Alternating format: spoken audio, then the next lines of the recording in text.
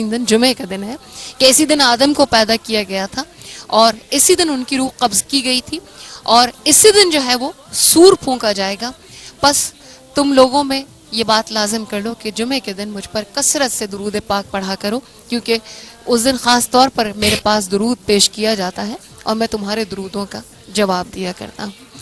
تو نبی کریم صلی اللہ علیہ وسلم کی ذات مبارکہ پر درود بھیجنا, ہم اپنے نبی کریم صلی اللہ علیہ وسلم کی رحمتوں کا, ان کی شفقتوں کا کوئی احسان ہم پوری کائنات مل کر اگر اتارنا چاہے تو ہم ان کے ایک لمحے کا احسان نہیں اتار سکتے, لیکن ہم اتنا ضرور کر سکتے ہیں کہ ان کی محبتوں میں نذرانے کے طور پر درود و سلام کا تحفہ پیش کر سکتے ہیں, اور جتنا کثرت سے پیش کریں تھوڑا پیش کریں. تو اسی طرح ایک صحابی نے نبی کریم صلی اللہ علیہ وسلم سے دریافت کیا تھا, حضرت ابی بن کعب رضی اللہ تعالیٰ عنہ نے, کہ اللہ کے رسول صلی اللہ علیہ وسلم اگر میں دعا میں سے ایک چوتھائی حصہ اگر وقف کر دوں دعا کے لیے تو کیسا ہے؟ تو آپ نے فرمایا ٹھیک ہے, اگر لیکن اس سے زیادہ بڑھا دو تو اور اچھا ہے. کہنے لگے کہ میں اگر حضور درود کا آدھا حصہ کر لوں اور آدھا حصہ دعا کے لیے کر لوں. آپ نے فرمایا یہ بھی اچھا ہے لیکن اس سے بھی بڑھا دو. انہوں نے کہا اگر حضور میں 3/4 حصہ آپ کے لیے مخصوص کر دوں درود کے لیے تو کیسا رہے گا؟ آپ نے فرمایا کہ ٹھیک ہے لیکن اگر اس سے بھی زیادہ بڑھا دو تو اور اچھا ہے. تو حضرت ابی بن کعب جب یہ کہتے ہیں کہ حضور میں تمام تر حصہ اپنی دعا کا آپ کے لیے درود پر وقف کرتا ہوں, تو نبی کریم صلی اللہ علیہ وسلم ارشاد فرماتے ہیں اگر تو ایسا کرے گا تو تیری ساری ضرورتوں سے کفالت کرتی جائے گی. مطلب اگر تو دعا نہیں بھی مانگے گا تو جو وقت تو نے دعا کا مخصوص کر دیا نبی کریم صلی اللہ علیہ وسلم کی ذات مبارکہ کے لیے, تو اللہ کو تو معلوم ہے کہ تو کیا مانگ رہا ہے, لیکن تو نے اللہ کے محبوب کے لیے اگر وہ دعا کا اپنا پورا وقت صرف کر دیا تو اللہ تیری تمام مشکلوں سے نمٹ لے گا, تیری تمام ذمہ داریوں سے نمٹ لے گا. تو نبی کریم صلی اللہ علیہ وسلم کی ذات مبارکہ تو وہ ذات ہے جس پر ہماری آپ کی کیا اوقات ہے, اللہ اور اس کے فرشتے درود بھیجتے ہیں نبی صلی اللہ علیہ وسلم پر. لیکن میں ایک واقعہ جو میں سمجھتی ہوں کہ میرے دل سے جب سے میں نے ندا پڑھا تھا تو وہ کبھی میرے دل سے اترتا نہیں ہے, ٹھیک ہے. یعنی یہ بھی روایات میں آتا ہے نا کہ پوچھا گیا جبریل امین سے کہ کیا چیز ایسی ہے جو آپ شمار نہیں کر سکتے, یا کچھ اس کا مفہوم اس طرح کا تھا. انہوں نے کہا کہ میں ریت کے ذرات گن سکتا ہوں, میں یہ گن سکتا ہوں, میں وہ گن سکتا ہوں, لیکن جب کوئی امتی آپ کے اوپر درود پاک پڑتا ہے تو پھر اس کے اوپر جو رحمتوں کا نزول ہوتا ہے میں وہ شمار نہیں کر سکتا. تو وہ شمار کیا ہے؟ تو آپ صلی اللہ علیہ وسلم پر تو اللہ اور اس کے فرشتے درود بھیجتے ہیں, ملائکہ درود بھیجتے ہیں, اور آپ صلی اللہ علیہ وسلم کے آپ کے روضہ مبارک پر روزانہ 70,000 فرشتے اللہ رب العزت وہاں نازل فرماتا ہے, اور وہ روزانہ آپ کی بارگاہ میں صلاۃ و سلام پڑھتے ہیں, اور اللہ روز نئے 70,000 فرشتے تخلیق کرتا ہے جو آپ کی بارگاہ پر درود پڑھتے ہیں. اور ایک فرشتوں کی ٹولی جو 70,000 کی ایک دفعہ آ جاتی ہے تو دوسری مرتبہ اس کی باری تا قیامت نہیں آتی. اتنے روزانہ آپ کی بارگاہ کے لیے اللہ رب العزت فرشتے تخلیق فرماتا ہے. تو کیا بات ہے ان تمام فرشتوں کی, اور کیا ان لوگوں کا نصیب جو نبی کریم صلی اللہ علیہ وسلم کی ذات مبارکہ پر درود بھیجتے ہیں. لیکن میں ایک چیز کہہ رہی تھی آپ سے, یہاں شیئر کرنا چاہتی ہوں بہت سارے ناظرین سے. حالانکہ میں یہ سمجھتی ہوں کہ میں جہاں بھی جاتی ہوں جب سے یہ چیز میرے دل کو لگی ہے نا, تو میں ہر جگہ یہ ضرور یہ واقعہ بیان کرتی ہوں کہ شاید ہم میں سے کوئی اس چیز کی حلاوتوں کو سمجھ لے, کوئی اس چیز کی مٹھاس کو سمجھ لے. ایک مرتبہ نبی کریم صلی اللہ علیہ وسلم کی بارگاہ میں ایک شہد کی مکھیوں کا ٹولہ آیا آپ کو سلام کرنے کے لیے. تو آپ نے پوچھا کہ تم یہ شہد کیسے بناتی ہو؟ تو انہوں نے کہا کہ ہم جگہ جگہ پھولوں کا رس ہوتا ہے اس کو جا کر چوستے ہیں اور چھتے میں جا کر اگلتے ہیں تو وہ شہد بن جاتا ہے. تو آپ نے پھر دریافت فرمایا کہ یہ مختلف پھولوں کا رس تو مختلف ہے نا, کسی کا کیسا ہے, کسی کا کیسا ہے, کسی کا کیسا ہے. تو یہ کیسا ہوتا ہے کہ مختلف پھولوں کا رس ایک جگہ جا کر اتنا میٹھا بن جاتا ہے؟ تو اب جو ان کا جواب ہے وہ سننے والا ہے. شہد کی مکھیوں نے کہا کہ اللہ کے رسول صلی اللہ علیہ وسلم, یہ قدرت نے ہمارے اندر بات ودیت کر دی ہے کہ جب ہم پھولوں کا رس چوستے ہیں اور اسے چھتے تک لے جانے کا راستہ طے کرتے ہیں نا, تو سارے راستے آپ پر درود پاک پڑھتے ہوئے جاتے ہیں. اس درود کی برکت سے ان کھٹے اور کڑوے اور کسیلے اور پھیکے پھولوں کا رس ایسا جا کر ایک جگہ اتنا میٹھا ہو جاتا ہے.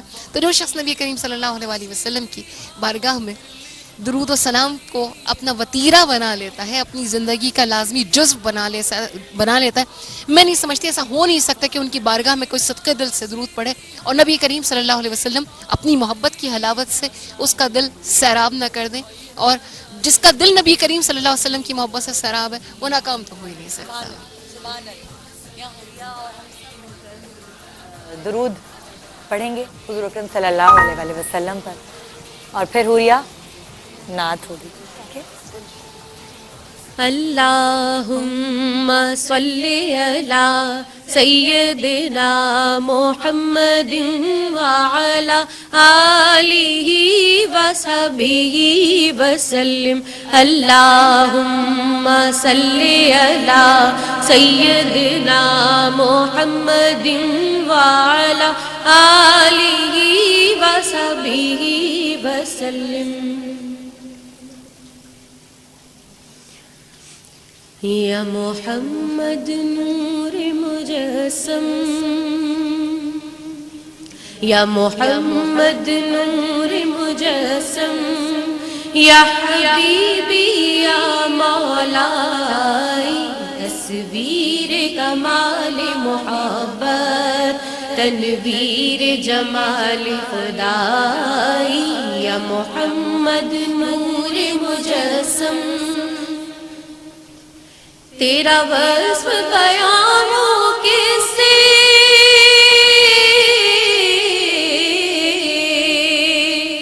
تیرا وصف بیان ہو کس سے, تیری کون کرے گا بڑائی, نبی جی تیری کون کرے گا بڑائی. اس گرد سفر میں گم ہے, اس گرد سفر میں گم ہے, جبریل امی کی رسائی. یا محمد نور مجسم, تیری ایک نظر کے طالب,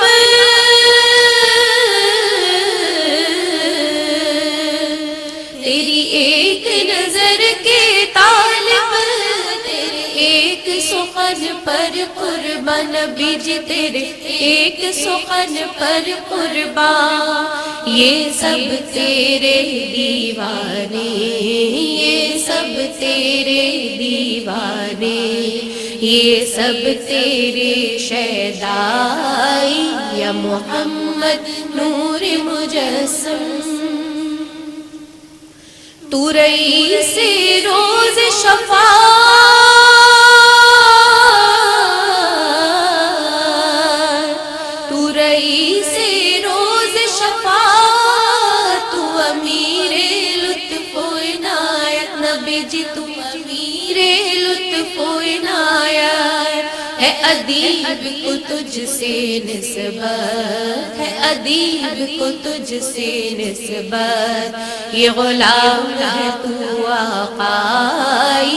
یا محمد نور مجسم, یا حبیبی یا مولائی, تصویر کمال محبت تنویر جمال خدائی. یا محمد نور مجسم. سبحان اللہ, سبحان اللہ.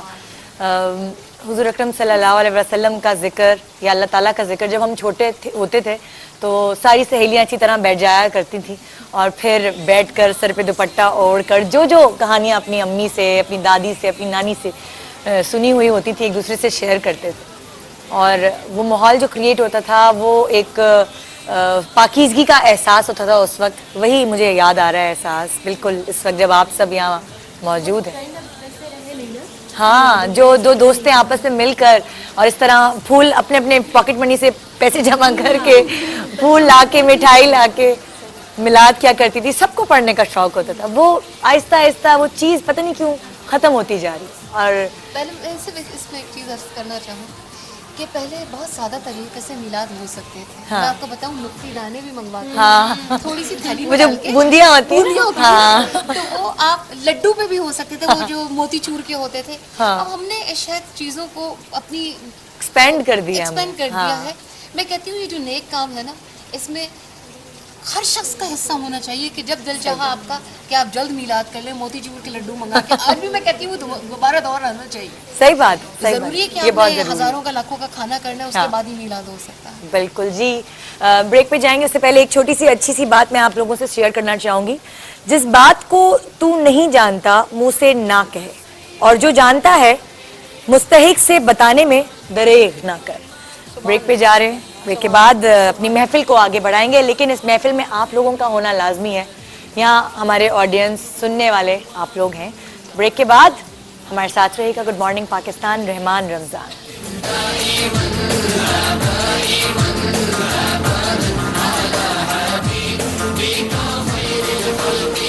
Welcome back, good morning Pakistan. اور رمضان میں جتنے بھی میں نے پروگرامز کیے سب مزہ آیا بڑا کرنے میں, لیکن ابھی جو ایک ماحول کریٹ ہوا ہوا ہے, جو یہاں پہ سب لوگ جمع ہیں, اور جو بریک کے دوران بھی ہم گفتگو کر رہے ہوتے ہیں, اتنا اچھا اور اتنا مزہ آ رہا ہے. وہی والی بات جو میں بریک پہ جانے سے پہلے کہہ رہی تھی کہ سب محلے میں سے دوستیں بلا کر ہم میلاد کیا کرتے تھے گھر میں, لیکن یہاں جو حوریہ موجود ہے نا, ان لوگوں کو ضرورت ہی نہیں تھی کہ محلے میں سے لڑکیوں کو بلائیں.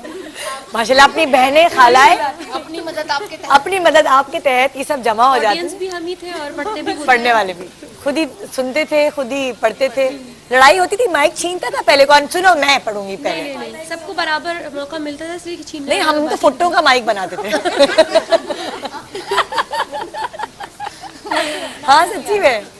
تو وہ والی یادیں تازہ ہو رہی ہیں, اور آپ بھی یقیناً جب اس وقت اگر بچوں کے ساتھ مصروف ہو گئی ہوں گی اور یہ اپنی جوانی میں کرتی ہوں گی, ٹھیک ہے نا یار, جوانی ہی ہوگی نا, ہمارے بچے بڑے ہو گئے تو وہ آپ کی یادیں تازہ ہو رہی ہوں گی, کیونکہ یہ محفل سجی ہے. ہم تھوڑا سا, میں بہت زیادہ بالکل وہ السلام علیکم ناظرین اور ہم میلاد پڑھ رہے ہیں, میں اس طرح نہیں گفتگو کری. بالکل میں کوشش کری ہوں کہ جیسے یہ ہمارا گھر ہے, گڈ مارننگ پاکستان ہمارا گھر ہے, اور یہاں کیو ٹی وی سے, ظاہر ہے یہ کیو ٹی وی سے منسلک ہے, تو ہم سب جب ایک ساتھ چینل جمع ہوتے تو ہمارا گھر ہے نا یہ. میں تو میکا کہتی ہوں یار بھائی کو, تو یہ ساری خواتین کا میکا, یہ کچھ ایسی چیز ہے یہاں پہ. میکا ہمارا اس لیے بھی نا کہ ہم یہیں سے تو رخصت ہو کے کیوں بھی تو ہم شروعات کریں گے قصیدہ بردہ شریف سے. قصیدہ بردہ شریف کے بارے میں تھوڑا سا زنیرہ جاوید جو ہے وہ بتائیں گی کہ اس کا بیک گراؤنڈ کیا ہے, اس کے بعد پھر ہم جو ہے. ٹھیک ہے. روایت کیا جاتا ہے حضرت امام بوصیری رحمۃ اللہ علیہ سے, کیا فرماتے ہیں کہ جب یہ قصیدہ میں نے لکھا کہ جسے خاص و عام میں قصیدہ بردہ شریف کے نام سے جانا اور پہچانا جاتا ہے, تو آپ فرماتے ہیں کہ اس زمانے پہ مجھ پہ فالج کا اثر ہو گیا تھا, اور اس کے باعث میں اپنی جگہ سے ہل نہیں پاتا تھا. تو میرے گھر والوں نے مجھ سے کہا کہ آپ قصیدہ لکھ رہے ہیں, تو اگر آپ کو ہم میں نے اپنے گھر والوں سے کہا کہ مجھے ایک ایسی جگہ پہ جا کے بٹھا دیجئے کہ جہاں کسی آنے جانے والے کا گزر بسر نہ ہو, تاکہ میں اللہ اور رسول اللہ صلی اللہ علیہ وآلہ وسلم کا ذکر صبح شام کر سکوں, اور اپنے مولا کریم حضرت محمد مصطفیٰ صلی اللہ علیہ وآلہ وسلم پر قصیدہ لکھ سکوں. تو میرے گھر والوں نے لاکھ سمجھانا چاہا, لیکن میں نہ مانا. تو انہوں نے مجھے ایک ایسی جگہ پہ بٹھا دیا کہ جہاں درخت کی ٹیک سے لگا کے مجھے بٹھا دیا گیا, اور وہاں پر میرے کھانے پینے کا انتظام کر دیا جاتا تھا. تو جب قصیدہ وہاں بیٹھ کر میں لکھتا تھا تو صبح شام اپنے پیارے اللہ رب العزت کو اور حضور اکرم صلی اللہ علیہ وآلہ وسلم کو یاد کیا کرتا تھا. تو جب قصیدہ مکمل ہوا تو جمعرات کا دن تھا, عشاء کی نماز پڑھنے کے بعد وہیں پر ان کو غنودگی آ گئی. تو عالم خواب میں کیا دیکھتے ہیں کہ ہمارے پیارے آقا حضرت محمد مصطفیٰ صلی اللہ علیہ وآلہ وسلم خواب میں جلوہ افروز ہوئے اور فرمانے لگے کہ اے بوصیری, جو قصیدہ تم نے لکھا ہے وہ مجھے سناؤ. تو آقا سرور کائنات کے حکم فرمانے پر حضرت امام بوصیری رحمۃ اللہ علیہ نے قصیدہ سنانا شروع کیا. اور آپ جب قصیدہ سنا رہے تھے تو آقا سرور کائنات اپنے ہاتھ بلند فرما کر آپ کو داد و تحسین عنایت فرما رہے تھے. جب آپ نے قصیدہ مکمل کر لیا تو حضرت امام بوصیری رحمۃ اللہ علیہ کے قصیدہ مکمل کرنے پر حضور اکرم حضرت محمد مصطفیٰ صلی اللہ علیہ وآلہ وسلم نے اپنے دست شفا کو آپ کے فالق زدہ جسم پر پھیرا, اور اپنی کالی کملی کی جسے فارسی میں بردہ کہا جاتا ہے, اور آپ صلی اللہ علیہ وآلہ وسلم کی نسبت کی بدولت اس قصیدے کو بردہ شریف کہا جاتا ہے. تو محترم خواتین, جب محترم سامعین اور ناظرین, جب یہ حضور صلی اللہ علیہ وآلہ وسلم نے اپنے دست شفا کو آپ کی فالق زدہ جسم